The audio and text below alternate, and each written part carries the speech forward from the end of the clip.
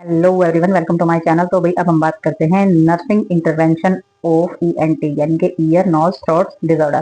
तो ये सारी के सारे डिजीज हम इसमें कंप्लीट कर चुके हैं, हमारे तीनों के तीनों जो साइट और एरिया होते हैं हमारी बॉडी का। तो अब इसमें सिर्फ और सिर्फ नर्सिंग इंटरवेंशन है कि भी नर्स जो किस तरीके से कौन कौन सी चीज में हस्तक्षेप करेगी। पॉइंट वही रिविजन में आएंगे जो हमने इस यूनिट के अंदर पढ़े हैं।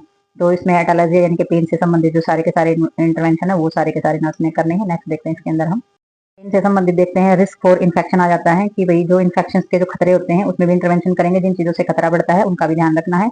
इसमें हमारा अलर्टेड ऑडिटरी सेंसरी जो हमारी परसेप्शंस होते हैं उनके बारे में भी ध्यान रखेंगे। ऑडिटरी कैनाल्स जो होती है सारी की सारी चीजों का ध्यान रखना है आपने। और इसमें जो कम्युनिकेशन इम्पेयर्ड आ जाता है कि भी सुनने में या कम्युनिकेशन आपस में बातचीत करने की जो कमी आ जाती है उसमें सारी की सारी चीजों को एसेस करेंगे। तो नर्स का काम होता है सारे के सारा इन्वेस्टिगेशन करना इस चीज के बारे में। भाई सुनाई नहीं दे रहा, क्यों नहीं दे रहा, क्या प्रॉब्लम है, एक्यूमुलेशन हो गया है, फंक्शन में प्रॉब्लम होगी है, बैक्टीरियल प्रॉब्लम है या डिजीनेस है या फिर नॉइज एनवायरनमेंट की कोई प्रॉब्लम्स आ रही है या फिर कुछ और दिक्कत है पेशेंट को। तो वो सारी की सारी चीजें आपने इसके अंदर पढ़नी है। और हाई रिस्क दे रखा है इंजरी और ट्रॉमा यानी कि चोट लगने से किसी भी प्रकार के हमारे कौन कौन से खतरे ज्यादा बढ़ सकते हैं। तो नेक्स्ट देखेंगे इसके अंदर हम। तो इसमें सारे के सारे खतरों के बारे में हम जान लेंगे। और उसमें risk for the deficit fluid volume, तो इसमें सारी के सारी जो फ्लूइड वॉल्यूम होती है उससे होने वाले खतरे के बारे में हमने सारे के सारे करना है इंटरवेंशन।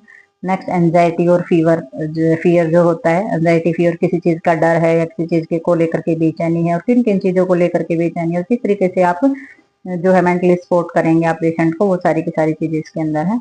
इनइफेक्टिव ब्रीदिंग पैटर्न जरूर देखना है कि भी सांस जो है किस तरीके से ले रहा है पेशेंट, ज्यादा खींच के ले रहा है, लंबा ले रहा है, स्लोली ले रहा है, ठीक है, या फिर कोई पेन वगैरह उसको या कोई साउंड वगैरह है उसके सांस लेने में। तो सारी की सारी जो हमारा चेस्ट एरिया होता है, जो हमारा रेस्पिरेटरी ट्रैक होता है, उन सभी चीजों के बारे में जानना जरूरी होता है।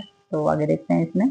तो अब हम इसमें देखेंगे इसमें imbalance nutrition less than body requirement. तो इसमें सारा का सारा न्यूट्रिशन का इनबैलेंस हो जाता है और हमारी बॉडी को जितनी रिक्वायरमेंट होती है उस हिसाब से अगर न्यूट्रिशन नहीं जाता है बॉडी के अंदर तो वो सारी की सारी इसमें चीजें देखी जाती हैं। जो हमारा पेशेंट होता है उसका सारा का सारा न्यूट्रिशनल स्टेटस जो है वो एसेस किया जाता है इसके अंदर। इसमें सारी चीजें आ जाएंगी आपके। हाइपरथर्मिया है आगे, बॉडी के अंदर जब टेम्परेचर बढ़ जाता है तो किन किन चीजों को आप चेक करोगे, कैसे कैसे आपने टेम्परेचर को मेंटेन करना है अकॉर्डिंग टू इन्वायरमेंट या जो मेडिसिन प्रिस्क्राइब की गई है डॉक्टर के द्वारा, किस तरीके से फ्लूइड वॉल्यूम करानी है, ठीक है, टेम्परेचर को किस तरीके से मेंटेन रखना, सारी की सारी चीजें इसके अंदर है। नॉलेज डिफिशियंट दी जाएगी कि अगर किसी भी प्रकार की नॉलेज की कमी है पेशेंट को तो वो सारी की सारी चीजें आप उसके अंदर बताओगे, इंटरवेंशन करोगे, सारा ज्ञान दोगे पेशेंट को, उसकी फैमिली को, उसके रिलेटिव को, सारी चीजें समझाएंगे। Hygienic, caring, nutrition, exercise, everything.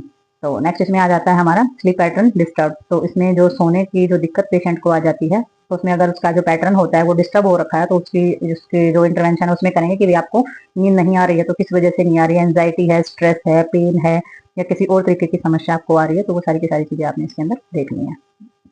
ये जो सारे पॉइंट्स हैं ये भी हमारे उसी चीज को लेकर के हैं कि सारे के सारे अगर नींद नहीं आ रही है, अगर स्लीप पैटर्न में डिस्टर्बेंस है तो वो सारी की सारी चीजें जो नर्स जो है वो इंटरवेंशन करेगी उसके अंदर और चीजों को सुधारने की कोशिश करेगी। तो उसके असेसमेंट करेगी, एग्जामिनेशन करेगी, मेडिकेशन करेगी, ट्रीटमेंट करेगी, सारे डायग्नोज उसके अंदर आ जाएंगे। तो वो सारी की सारी चीजें करेगी और फिर ट्रीटमेंट करेगी, फिर से डायग्नोज करेगी। तो सारी की सारी चीजें हमारी इसके अंदर आ जाती हैं। तो ये हमारी जो यूनिट है, यूनिट 12 ईएनटी डिसऑर्डर, ये हमारी कंप्लीट हो चुकी है। तो मिलते हैं नेक्स्ट यूनिट में, नेक्स्ट वीडियो में और नेक्स्ट टॉपिक के साथ। तब तक के लिए बाय बाय।